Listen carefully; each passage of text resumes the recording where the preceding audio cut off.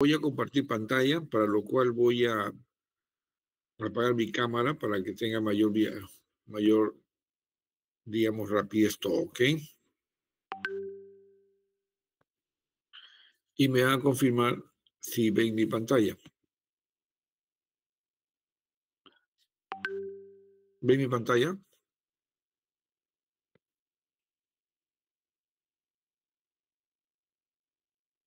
¿Me confirman si ven mi pantalla? Sí, doctor. Ya, muy bien. Entonces vamos a empezar.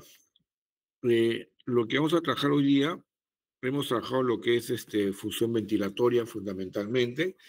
Hemos hablado del control de la respiración. Hemos hablado de algunas leyes de los gases, como por ejemplo la ley de Boyle. Hemos hablado de la ley de Dalton.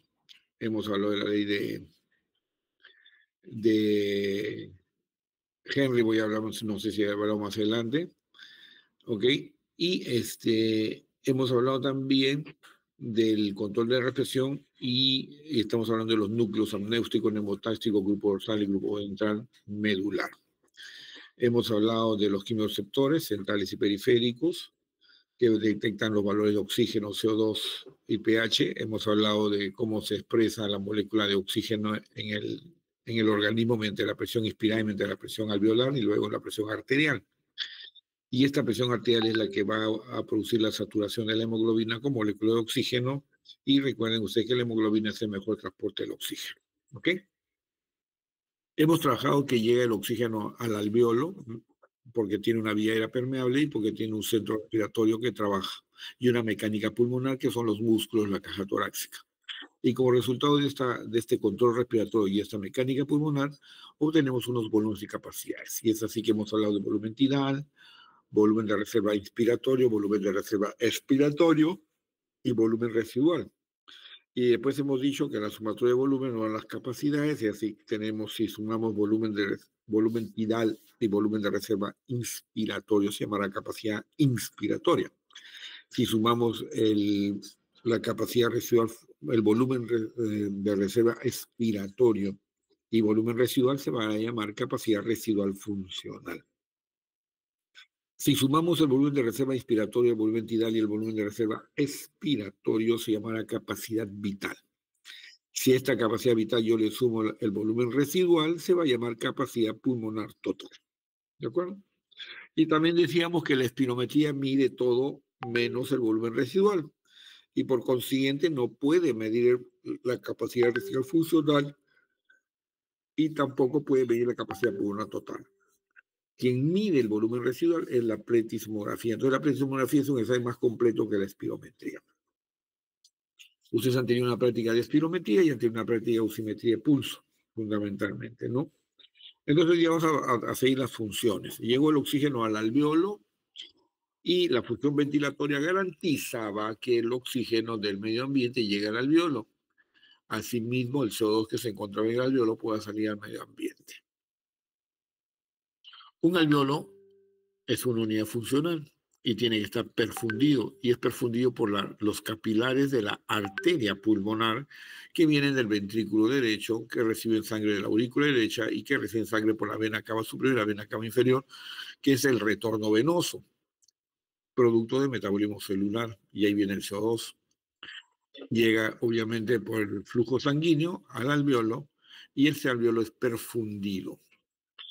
Pero la perfusión tiene dos grandes componentes, la función cardiovascular, porque es el flujo sanguíneo de acuerdo a la contracción del ventrículo derecho, y eso lo van a estudiar de fisiología cardiovascular. Recuerden que el ventrículo derecho es una bomba de presión de bajas presiones, y el ventrículo izquierdo es una bomba de alta presión, o de mayor presión. Este ventrículo derecho, además de poder hacer esa contracción ventricular derecha y mandar un flujo por la arteria pulmonar, está mandando la sangre hacia el alveolo, está mandando un flujo por la función cardiovascular. Pero en ese flujo sanguíneo va también un gran componente que es la hemoglobina, que es un componente de la función hematopoyética. Y nos referimos a la hemoglobina porque la hemoglobina es el mejor transporte del oxígeno, y por eso que vamos a referirnos a la hemoglobina. Entonces, esta unidad alveolar que es perfundida tiene dos grandes componentes.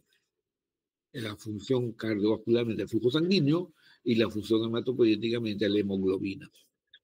Entonces, al hacer la unidad alveolo capilar perfundida, decimos que esa unidad alveolo capilar tiene una ventilación y una perfusión. Y para ello se va a producir una difusión. Entonces, no existirá difusión si la unidad alveolo capilar está ventilada más no perfundida. No existirá difusión si la unidad alveolo capilar está perfundida más no ventilada.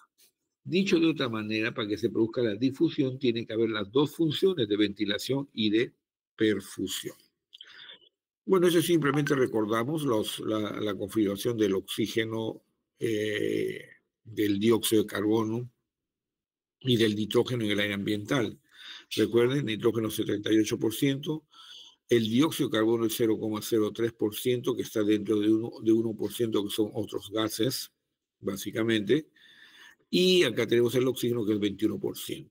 La sumatoria de las presiones parciales de esos gases me da la presión final, que es la presión atmosférica, que es una atmósfera, que es 760 mililitros de mercurio, la presión de nitrógeno, la presión de oxígeno, de CO2 y otros gases. ¿Okay?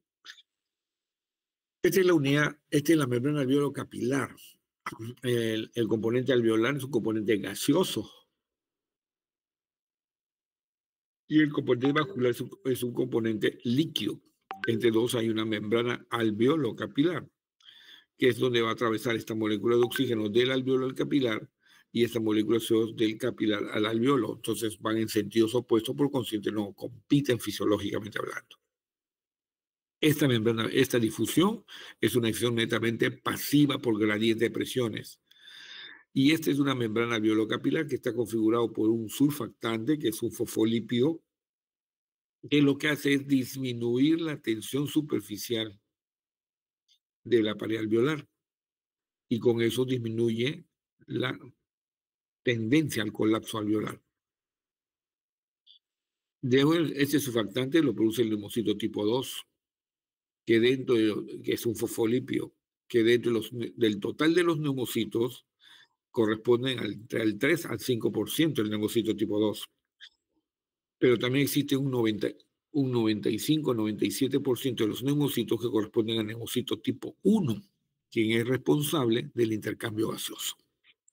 El neumocito 2 es responsable de la producción de surfactante. Entonces tenemos los neumocitos. Y luego tenemos la membrana basal del epitelio alveolar, cuya función es la reepitelización alveolar.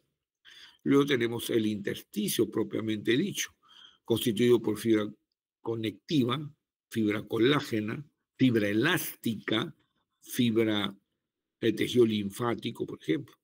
Y luego tenemos la membrana basal del endotelio capilar, cuya función, como toda membrana basal de un epitelio, es la reepitelización endotelial. Estas son las células endoteliales, y luego tenemos acá la sangre y el glóbulo rojo. Esta molécula de oxígeno va a atravesar desde el alveolo al capilar por gradiente de presiones, porque la difusión es netamente pasiva. Y esta difusión se logra de acuerdo a una ley que es la ley de Fick.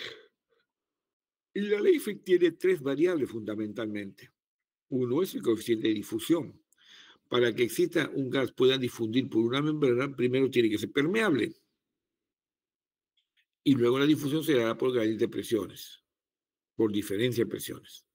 Si yo tengo una membrana y en un lado de la membrana tengo un gas que tiene 100 moléculas y en el otro lado de la membrana tengo una molécula del gas, entonces la difusión se va a dar de mayor a menor presión. Y el gas va a pasar de donde había 100 hasta donde había 1. ¿Hasta cuándo? Hasta que la presión sea igual en ambos lados de la membrana. Es una difusión pasiva.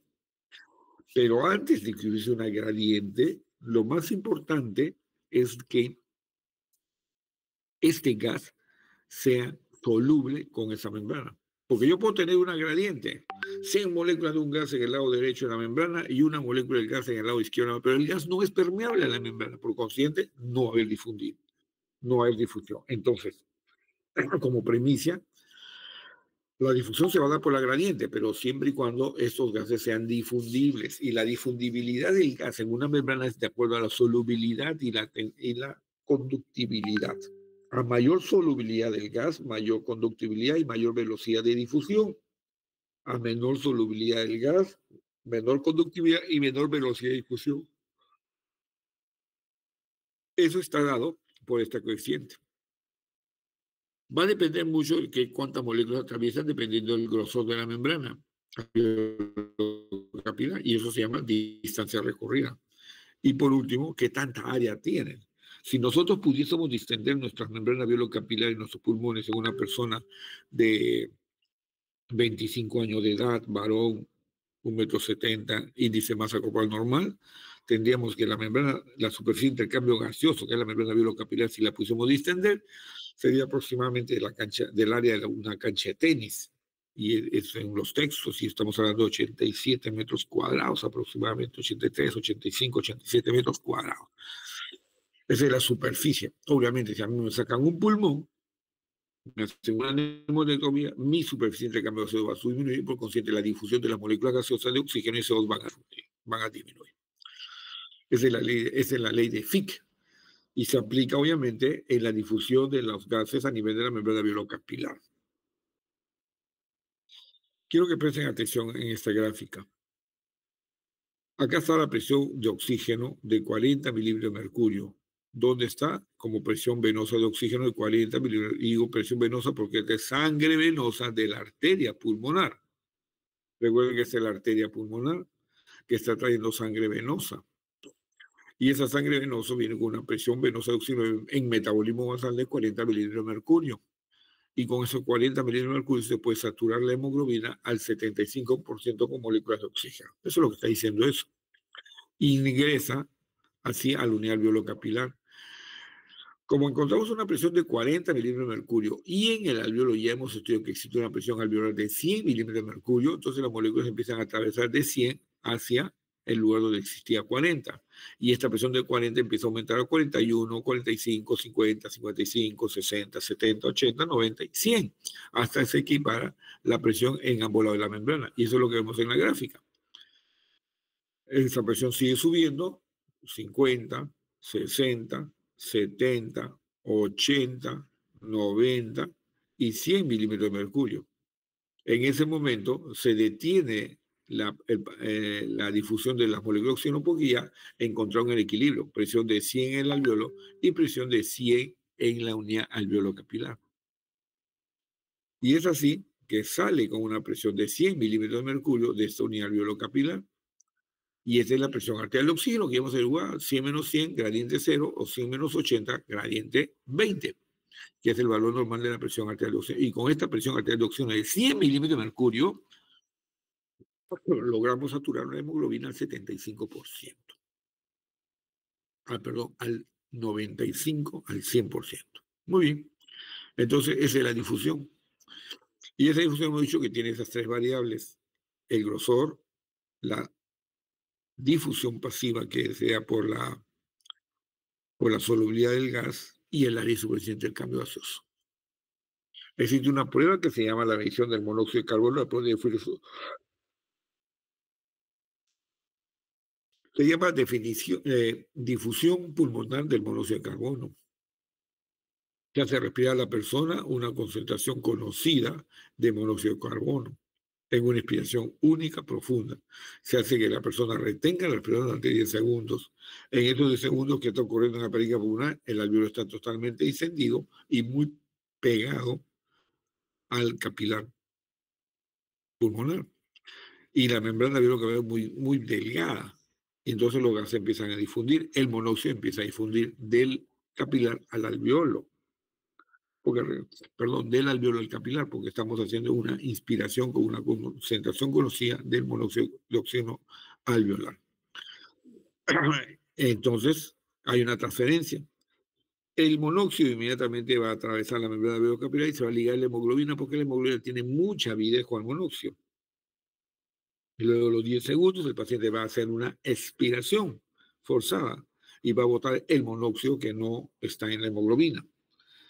Y va a regresar. El monóxido no se va a quedar libre en el alveolo, ni tampoco se va a quedar libre en sangre. O el monóxido está en la hemoglobina o sencillamente sale en la expiración. Entonces la expiración forzada sale y hay una válvula de medición de la concentración de monóxido en el aire expirado y va a haber una comparación.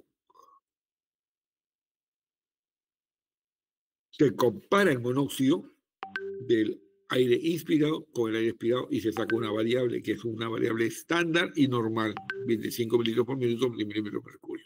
Es el valor normal. Entonces, en la difusión de los gases a nivel de la membrana bilocapilar, aplicamos la ley de Fick, y la ley de Fick nos decía que existían dos grandes componentes. El componente membrana, que es la ley de Fick, y ahí está la distancia de difusión, que es el grosor de la membrana, el área de intercambio, que es el área de membrana bilocapilar disponible, y esas son las presiones expresiones en este caso del monóxido. Y como conocemos la presión del monóxido, conocemos dos variables, el área de intercambio y la presión. Y la área de intercambio, ¿de dónde la conocemos? De qué tanto le reducimos el intercambio gaseoso a una persona que tiene una lobectomía superior derecha, lóbulo medio o una lobectomía del lóbulo superior izquierdo. Todo eso está estandarizado y se reduce y se reajusta el valor. En el componente sanguíneo, que era la perfusión, va la hemoglobina y el flujo sanguíneo. El flujo sanguíneo aparentemente es normal porque el paciente tiene buena presión, buen débito cardíaco. Y la concentración de hemoglobina se tiene que solicitar la concentración de hemoglobina para saber exactamente cómo corregimos la prueba. Son 5 variables. De las 5 variables conocemos 4. Conozco el intercambio, conozco la presión del gas, conozco el tiempo de reacción, o sea, el flujo sanguíneo, y conozco la concentración de hemoglobina. Entonces, ¿qué significa? Que como no conozco la variable distancia de difusión, se interpreta como grosor de la membrana. Por eso que esta prueba es muy específica para evaluar el grosor de la membrana bilocapilar, y la enfermedad clásica que compromete la membrana bilocapilar y que se incrementa su grosor con tejido fibrótico es la fibrosis pulmonar. Es por eso que es importante esta prueba. Muy bien. Pasamos a otro parámetro que viene a ser la relación ventilación-perfusión. Y esta gráfica explica totalmente la relación ventilación-perfusión. Recuerden, en esta gráfica vemos acá perfusión, la parte superior, ventilación. Y vemos el BQ, la relación ventilación-perfusión, el BQ. Vemos una zona que se interceptan los dos, y obviamente en ese momento los valores de la ventilación y la perfusión son similares, y por eso que el BQ es igual a 1. Pero debajo de ese punto de intercepción, el BQ va a ser menor a 1, porque está por debajo, menor a 1. Y el BQ va a ser mayor a 1, que está en la parte superior. Esa variabilidad del BQ, que es la relación ventilación-perfusión, nos trae consecuencias en cuanto a los diferentes gases arteriales. ¿Qué más dice esto? Que la perfusión es mayor que la ventilación en la base del pulmón, que la ventilación es mayor que la perfusión en el ápice del pulmón, que la ventilación y la perfusión son muy similares en el tercio medio del pulmón. Sin embargo, el BQ siempre va a ser mayor a 1 en el ápice y menor a 1 en la base. Estos son conceptos claros que hay que tener.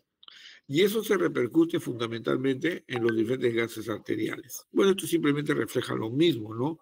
Ventilación, perfusión. ¿Qué es lo que ocurre? En el parénquima pulmonar, en la parte superior, hemos dicho que el BQ es mayor a 1. En la parte apical del pulmón, el BQ es mayor a 1. Este es ápice y este es base del parénquima pulmonar. Y acá tenemos que en el ápice del parénquima yo tengo un BQ mayor a 1 definitivamente. Y en la base del pulmón tengo un BQ menor a 1. ¿Qué significa tener un BQ mayor a 1? Significa que hay mayor función ventilatoria que la de perfusión, por eso es mayor a 1. Y al haber mayor ventilación significa que se comporta como una unidad bilocapilar hiperventilada. ¿Y cómo es la unidad hiperventilada? Donde incrementa el oxígeno y disminuye el CO2. De ahí la importancia. Incrementa el oxígeno y disminuye el CO2. En el ápice del pulmón, al tener un BQ mayor a 1, hemos dicho que ese BQ acá es 3.3. y en la base menor a 1, 0.63. Porque la ventilación, 0.24, es mayor que la perfusión, que es 0.7. Pero esta ventilación por sí sola es mayor también en la base del pulmón, 0.82 versus 0.24. ¿Okay? Y por otro lado,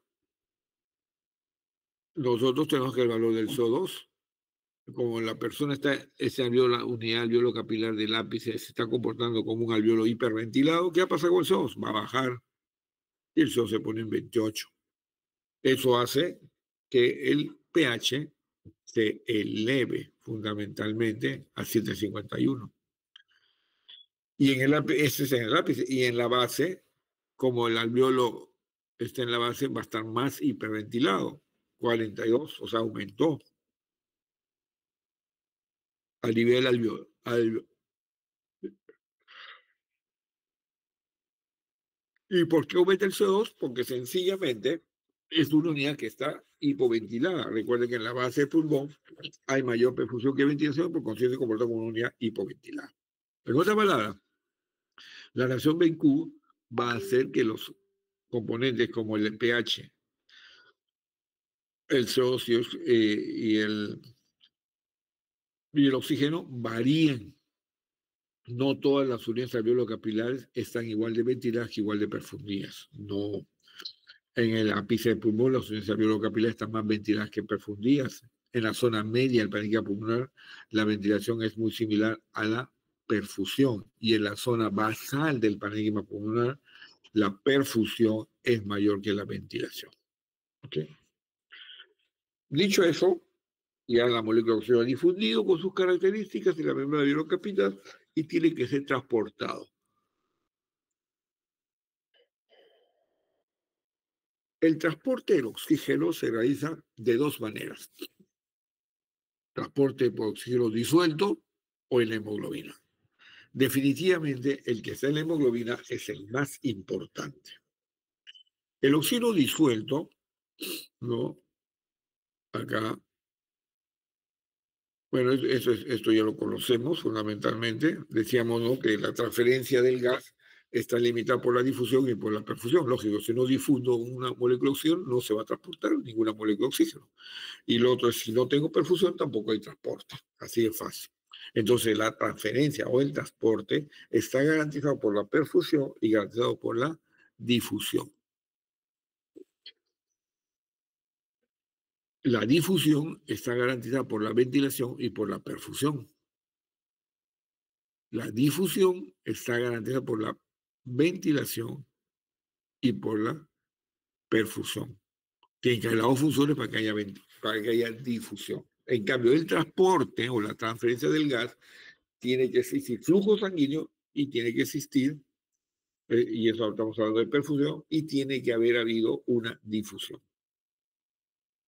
Lo mismo, la transferencia de los gases se ve limitado por la difusión. El monóxido de carbono se mantiene en el gradiente y la transferencia de gas puede continuar, solo las características de la membrana alveolo-capilar limitan este intercambio. En cambio, limitado por la perfusión, donde dice que el gradiente se pierde rápidamente, porque la presión alveolar se vuelve igual a la presión arterial y la transferencia del gas es función del flujo sanguíneo. El punto de equilibrio que hemos entendido entre el BQ es 0.25, que es el tiempo que demora en poderse equiparar la presión alveolar con la presión arterial de oxígeno, obviamente. Entonces decimos que el transporte de intercambio gaseoso, existe una membrana alveolo-capilar, un epitelio, un endotelio, un espacio terciario, una sustancia surfactante, lo que hemos descrito. La difusión es por gradiente de presiones entre oxígeno y CO2 en direcciones opuestas entre ambos. Y la presión es directamente proporcional a la concentración del gas, a la concentración de la molécula del gas. Por consiguiente, la presión de un gas en una solución es de la ley de Henry. Y de acuerdo a la ley de Henry, el oxígeno disuelto equivale a 0.3 volúmenes por ciento. No voy a entrar en el detalle porque la fórmula ya lo explica. 0.3 volúmenes por ciento y 0.3 mililitros de oxígeno por cada 100 centímetros cúbicos de sangre. Ese es el transporte de oxígeno disuelto. En cambio, el oxígeno en hemoglobina es la diferencia entre el contenido arterial y el disuelto. El contenido arterial de oxígeno es 20 volúmenes por ciento y el disuelto es 0.3. Por consiguiente, la diferencia, ¿dónde está? En la hemoglobina, 19.7.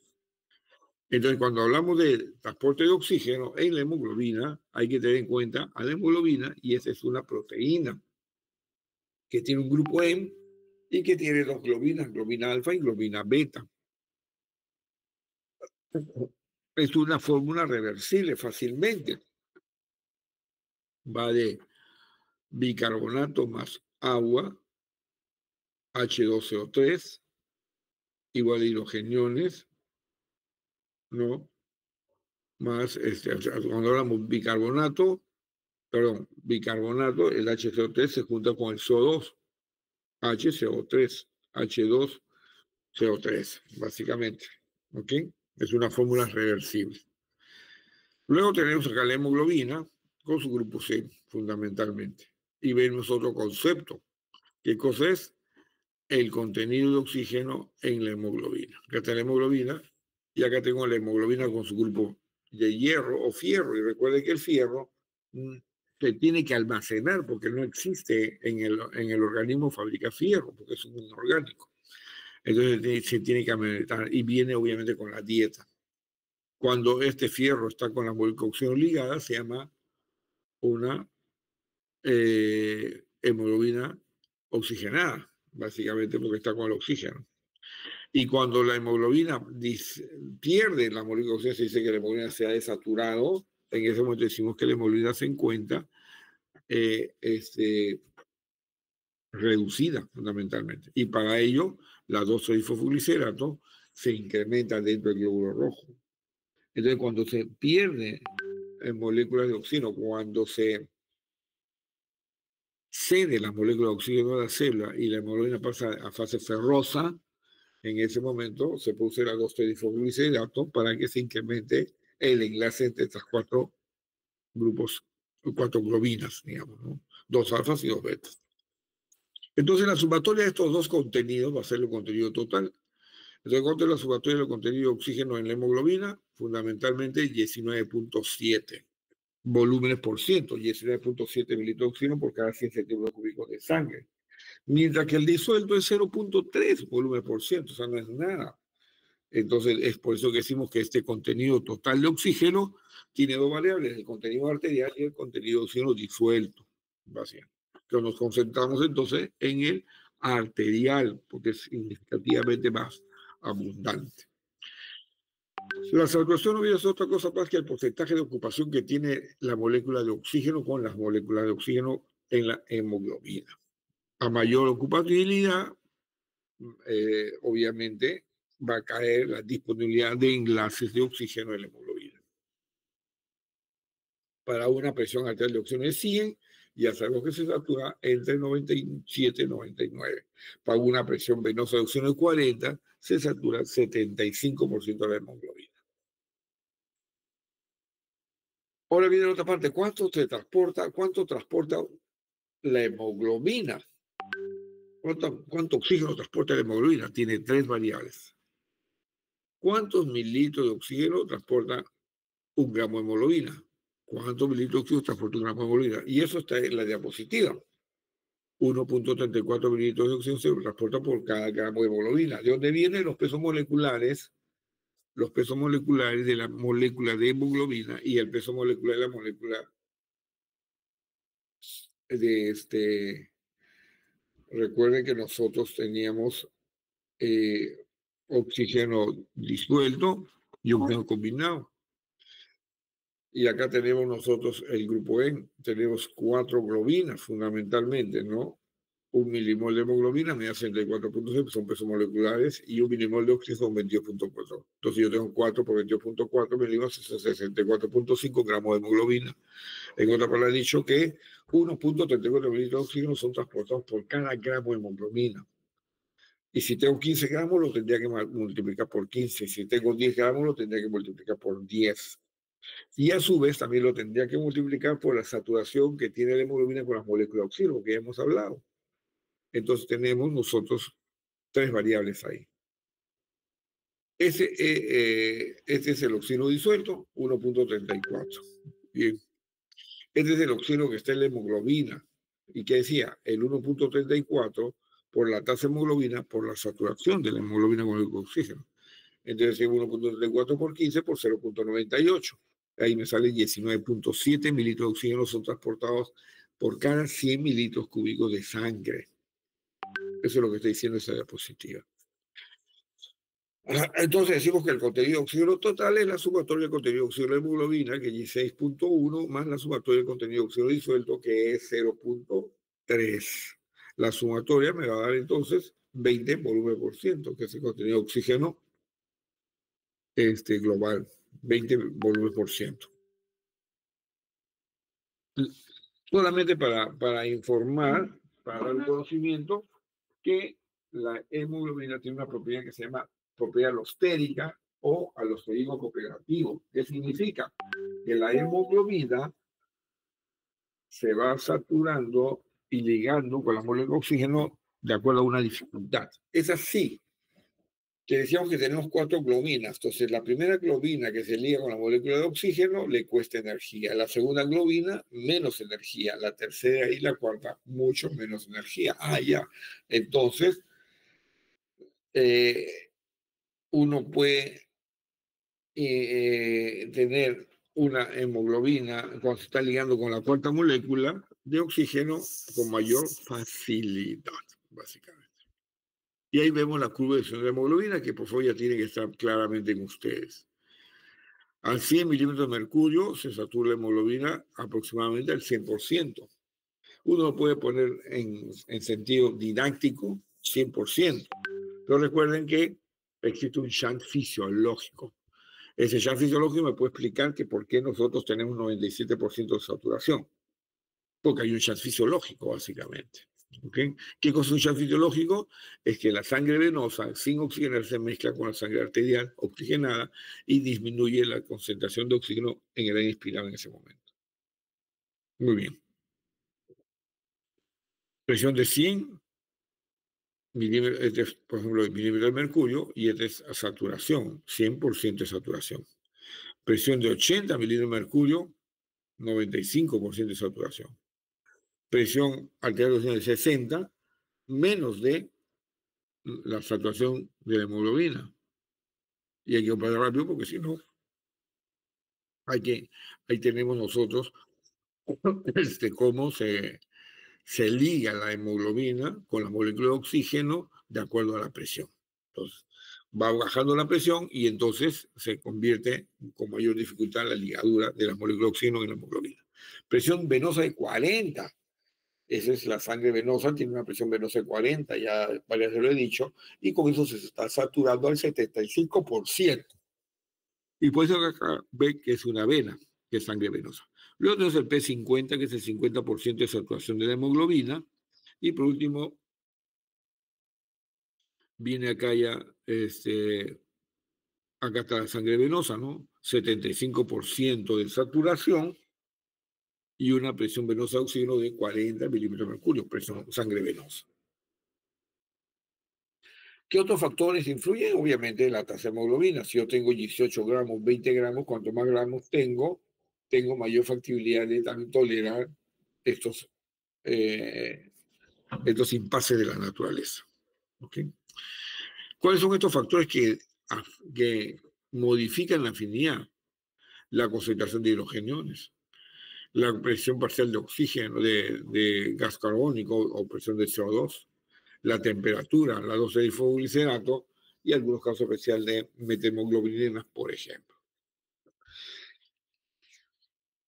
Entonces, en la medida que aumentamos la hemoglobina, podemos tener también como respuesta un incremento de la presión de oxígeno, básicamente. Efectores de la curva de distribución de hemoglobina: temperatura, CO2, hidrogeniones y 2,6-disfosfoglicerato, ¿no? Que son los componentes, los factores que influyen en el desplazamiento de la curva de la hemoglobina. La hemoglobina disminuye su afinidad por el oxígeno, lo libera. Ocurre en los tejidos y en los pulmones ocurre lo contrario. El efecto Bohr es el incremento de los ácidos o dióxido de carbono, disminuye el pH del plasma y mueve la cubrición de hemoglobina hacia la derecha, un aumento del CO2. Promueve una mayor entrega de oxígeno a lo largo de los tejidos, al igual que la presión de oxígeno, el efecto Bohr, básicamente. Y ahí tenemos otros factores que influyen, por ejemplo, puede ser la hemoglobina. Yo puedo subir la hemoglobina a 20, obviamente haciendo,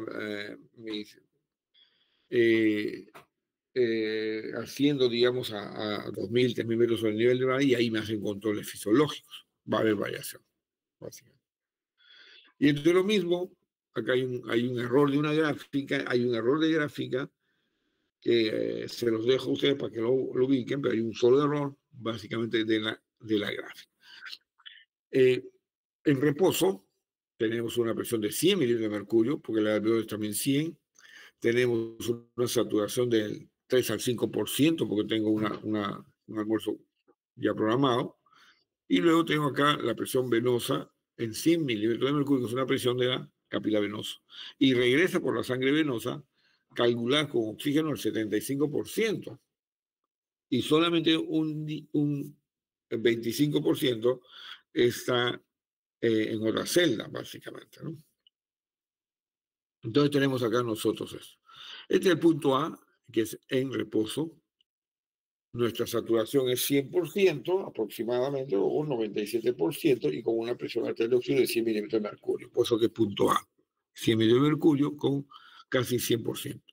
El punto B viene a ser ya con una presión venosa de 40, o sea, con una saturación del 75%, lo que es sangre venosa. El punto C es mucho más intenso, porque ya acá ya hay positividad, y si no actuamos rápidamente, el paciente fallece, básicamente, porque tiene una presión venosa de oxígeno, o una presión de oxígeno de 40 milímetros de mercurio, y con ello saturo al 50% mi tasa de hemoglobina, lo cual ya es insuficiente. Por acá también tenemos, entonces, una presión venosa de 40 y con una saturación de 35, como lo que está acá. Presión venosa de 40. Entonces, la presión venosa es de 40 milímetros de mercurio, básicamente. Este CO2, ¿cómo se elimina el CO2 de la célula? El CO2 se produce en la célula como un desecho. El glóbulo rojo se acerca y fagocita, y utiliza la inalasa carbónica y se junta al agua y forma H2CO3, que forma agua. Y eso está en el glóbulo rojo. Y así se va paseando hasta que llega al alveolo. Y entonces tengo que liberar mis moléculas de oxígeno que me han informado, que me han garantizado que va a funcionar adecuadamente. Entonces uno va y ¿qué encontramos? Que el glóbulo rojo efectivamente recogió este CO2, y dentro del glóbulo rojo se ha presentado el ácido carbónico, que está acá. Y el ácido carbónico se dividió en bicarbonato e hidrogeniones. Entonces tenemos acá los hidrogeniones, ¿no? Básicamente. Y entonces tenemos que utilizar esta forma. Ese es el bicarbonato, una de las formas clásicas del desplazamiento del bicarbonato. Otra es que la inalasa carbónica fundamentalmente degrade, o sea, haga que el bicarbonato ingrese, ¿no? Se liga la hemoglobina a los hidrogeniones, el pH se mantiene, se adapta, básicamente. Y puede eliminar al CO2 el alveolo. Y por último, lo ve el escenario del alveolo puramente, en donde cuando van al ciclo 3 de la malla 26, van a poder haber un baleado respiratorio y cardiovascular, más su práctica atención, pero ya hay un correo que se ha desestimado por ahora, ¿no? Entonces, eso queda en stand-by. Aporte de oxígeno, ya estamos ya frente a la cero. El aporte de oxígeno es igual al gasto cardíaco, es igual al volumen de eyección por el contenido arterial de oxígeno por la frecuencia respiratoria. Entonces, ¿cuál es el gasto cardíaco, el QT? ¿No? El contenido arterial de oxígeno es el contenido de oxígeno en sangre arterial. El apartado de oxígeno disminuye si se produce radiografía de sangre, concentración de hemoglobina o gastos cardiovasculares. La diferencia arteriovenosa es la diferencia entre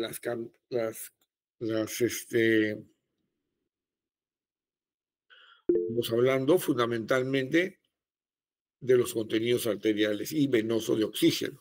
Esa es la diferencia.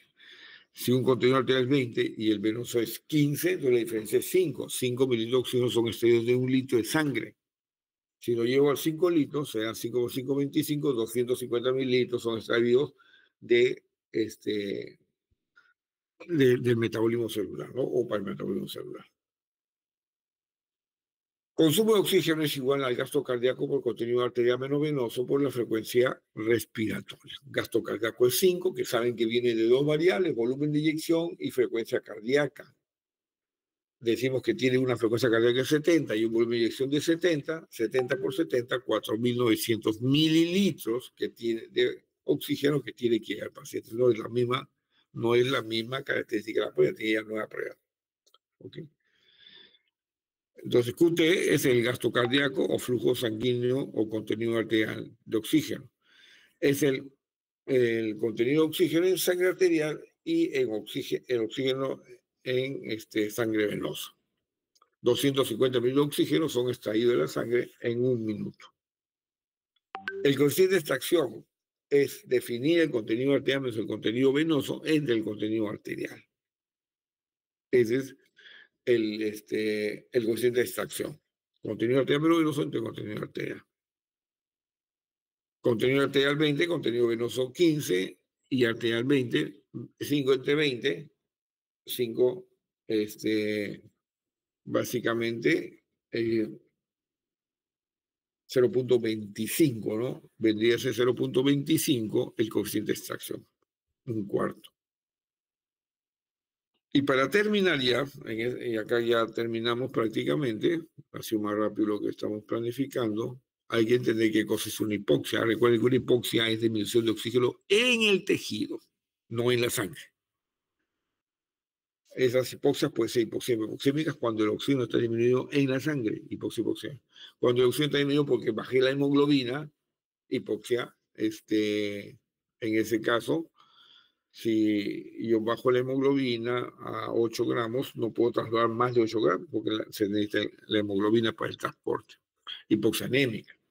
Luego tengo la circulatoria, mis áreas de circulación no puede ser la sala de espera. Tiene que ser obviamente pasillos internos que permita desplazarse adecuadamente a la persona. La histotóxica es la degenerativa, fundamentalmente de las ruinas aledañas. Ahí está la hipoxia hipoxémica, que tiene 4 principios: la hipoventilación, la difusión alterada, el cortocircuito y la relación BQ. Por otro lado, la hipoxia anémica, la presión arterial de oxígeno es normal, pero disminuye la capacidad de sangre para la sangre, causado por concentración de disminución de hemoglobina, monóxido o metahemoglobina. La hipoxia circulatoria es que no llega el flujo sanguíneo a donde yo debo llegar. Ejemplo, el shock séptico, el shock cardiogénico. Presión arterial de oxígeno y contenido de oxígeno son normales, pero disminuyen la cantidad de sangre y por lo tanto de oxígeno.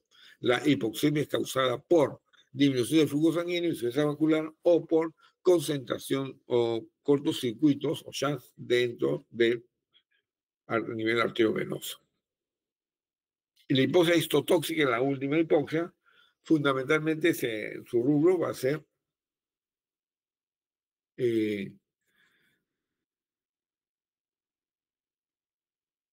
a nivel de la hipoxia. Recuerden que es el tejido el que falla, más no la vía. En la hipoxemia falla la vía, más no el tejido. ¿Okay? Estas hipoxias histotóxicas se caracterizan porque hay la incapacidad de los tejidos de utilizar el oxígeno. Incapacidad. La presión arterial de oxígeno y el contenido de oxígeno son normales, pero los tejidos están muy hipóxicos. Son normales porque llevan la llave de la lluvia, pero en general están disminuidos. La presión venosa de oxígeno, el contenido venoso y la saturación venosa de oxígeno puede estar elevado, pues el oxígeno no está siendo utilizado, básicamente. Muy bien. No sé si hay preguntas. ¿Preguntas? Sí, doctor. A ver. ¿Se me escucha? Buenas noches. Buenas noches. Sí, Mi pregunta era con respecto a la de antes de pasar a a la hipoxia, había explicado acerca del gasto cardíaco. Sí, Entonces, el gasto cardíaco equivalía a la frecuencia cardíaca por el volumen sistólico, ¿no? así es. Mm, no me quedó, digamos, la vez pasada tan claro que si el volumen sistólico tenía ya un valor establecido, Promedio 70 ¿no? centímetros cúbicos. Promedio 70 mililitros o centímetros cúbicos. Ajá, y ya. La frecuencia cardíaca En este promedio. caso, Te escucho. pues en este caso el volumen sistólico, ¿cómo es que, bueno, ahí me parece que en la diapositiva anterior están sus medidas, ¿no? O el anterior, no me acuerdo. Estaba, bueno, frecuencia cardíaca era en el anterior, creo. No, no está. No, creo que era en la posterior. Acá está. Acá. Ajá. Ya, ahí está. Volumen por latido y latido por minuto, ¿no? Ajá. Quedando solamente Les explico, ¿ya? Acá. Les explico acá. Mejor, sí, ¿ya? por favor. Ya, mire. El aporte de oxígeno es el gasto cardíaco por el contenido arterial, por la frecuencia respiratoria en metabolismo basal, por eso que el valor está bajo. Ya, entonces, ¿qué cosa es el gasto cardíaco? El gasto cardíaco es volumen de eyección por frecuencia cardíaca o volumen sistólico por frecuencia cardíaca. ¿Qué es volumen sistólico? El volumen de sangre que sale del ventrículo en una contracción ventricular. ¿Cuánto es ese volumen? Promedio 70 centímetros cúbicos. Muy bien, 70. Y lo multiplico por la frecuencia respiratoria normal. ¿Cuánto es? 70 veces por minuto. ¿Cuánto es 70 por 70? 4.900 mililitros de oxígeno por minuto. Pero como son 4.900 mililitros, lo digo y lo redondeo a 5 litros por minuto. ¿Correcto? Luego lo multiplico por 20 volumen por ciento, porque ya hemos calculado que la sumatoria del contenido arterial de oxígeno y el contenido arterial de oxígeno y el contenido venoso, el contenido arterial de oxígeno en la hemoglobina y el contenido arterial de oxígeno disuelto. ¿De acuerdo? Esas dos me dan contenido arterial. ¿Cuánto es? Volúmenes. 20 volúmenes por ciento. 19.7 volúmenes es el contenido de oxígeno en la hemoglobina y 0.3 volúmenes es el contenido de oxígeno disuelto. La sumatoria de los dos me da el contenido arterial, pero desde ya estoy viendo que lo más importante es la hemoglobina, es porque la hemoglobina está haciendo 19.8 de 20. Entonces ese 0.20 que me falta, puedo despreciarlo, lo desprecio. ¿Qué significa? Que no lo tomo en cuenta y solamente tomo en cuenta los 19.7 de la hemoglobina, porque está muy cercano al tope, básicamente. ¿Ok? Entonces, QT es el gasto cardíaco o flujo total de sangre. Contenido arterial de oxígeno es el contenido de oxígeno en la sangre arterial. El aporte disminuye si se reduce, obviamente, la oxigenación, si se reduce la concentración de hemoglobina o si se reduce el gasto cardíaco. ¿Ok? Ese es el aporte. Esta es la diferencia. ¿Qué significa? Arterio venoso. O sea, si mi aporte fue 20 y mi diferencia es 15, o sea, 15 está regresando, el 75% de lo que está regresando. ¿Y cuánto es el 75% de 20 si yo analizo solamente el contenido arterial? Es 15. Entonces es congruente. ¿Y los otros 20 dónde están? Los otros 20 están en el metabolismo celular. O sea, cuando empezamos a respirar, le mandamos el oxígeno al metabolismo celular. El metabolismo estaba trabajando y yo estaba pasando mis 15 minutos y llega un momento, mis 5 minutos y tengo que respirar. Pero ya se acabó la difusión. Entonces ahí tenemos una diferencia entre el contenido arterial y venoso. El contenido arterial es 20, el contenido venoso es 15, porque eso también está en la diapositiva. 15 por ciento, un componente de adorno del techo de la sala. En la diferencia son 5 volúmenes. ¿Qué significa? Allá dice, ¿no? El contenido arterial. Si yo le estoy dando 20 por ciento y me están dando de vuelto 15, significa que hay 5 que se están quedando en la célula. Eso que se están quedando en la célula es consumo. Por eso dice, ¿no? 5 volumen por ciento es 5 mililitros de oxígeno por cada 100 centímetros cúbicos de sangre. Si le pongo un 0 acá al lado, voy a tener 50 mililitros de oxígeno por cada litro o 1000 centímetros cúbicos de sangre. Ah, ya. 50 por litro. Y si yo tengo un gasto cardíaco de 5 litros, entonces yo puedo calcular ya al referencia al litro. Ah, ya, entonces 50 mililitros de oxígeno son extraídos de 1 litro de sangre. Claro. ¿Por qué? Porque yo lo que estamos haciendo es que el gasto cardíaco tenga 5 y lo multiplico por los 50. ¿Ok? Esos 50 vienen a ser 250 mililitros de oxígeno son extraídos de la sangre por el metabolismo celular.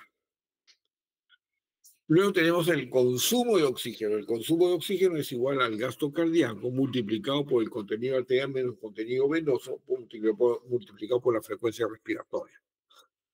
5 litros por minuto de gasto cardíaco, 20 menos 15, 5 volúmenes, multiplicado por 10, que es la frecuencia. ¿Cuánto sale? 250 mililitros. ¿Qué está diciendo? Que el consumo de oxígeno, el metabolismo basal es de 250 mililitros de oxígeno por minuto. Pero ese consumo también va a depender del momento de la circunstancia. QT es el gasto cardíaco, flujo sanguíneo, contenido arterial de oxígeno es el contenido arterial de oxígeno en la sangre arterial, y BO es el contenido de oxígeno en la sangre venosa. 250 mililitros de oxígeno son extraídos de la sangre en un minuto. ¿Qué es lo que tengo que confirmar? Obviamente con otra metodología, aplastamiento, etc. Coeficiente de extracción. Contenido arterial menos contenido venoso entre contenido arterial por 0.25. ¿Cuánto es contenido arterial? 20. ¿Cuánto es venoso? 15. 20 menos 15 entre 25. 5. 5 entre 20. 5 entre 20, 0.25. Básicamente, 25%. Entonces dice, ¿no? En un minuto, con un aporte de 1000 mililitros de oxígeno por minuto, un coeficiente de extracción es de 0.25 o 250 mililitros de oxígeno son metabolizados por los tejidos y 750 mililitros de oxígeno regresan a los pulmones. ¿Está claro hasta ahí? ¿Alguna pregunta para terminar esta parte ya? Muchas gracias, doctor. Ya, muy bien. Y lo último que hablé, creo que les dije de hipoxia tisular, la hipoxia hipoxémica, la hipoxia anémica, la hipoxia circulatoria y la hipoxia histotóxica. Y esta hipoxia histotóxica era importante estudiar porque es en la que la presión venosa de oxígeno, el contenido venoso de oxígeno y la saturación venosa de oxígeno pueden estar elevados. Pues el oxígeno no está siendo consumido. ¿Está claro? Todo el resto me disminuye la presión venosa de oxígeno, el contenido venoso y saturación venosa. Acá a mí me aumenta. Muy bien. ¿Alguna pregunta? Ahora sí.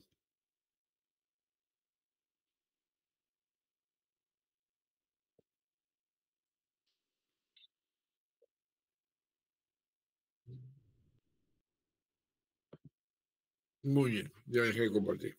¿Alguna pregunta? ¿Está claro? Está claro.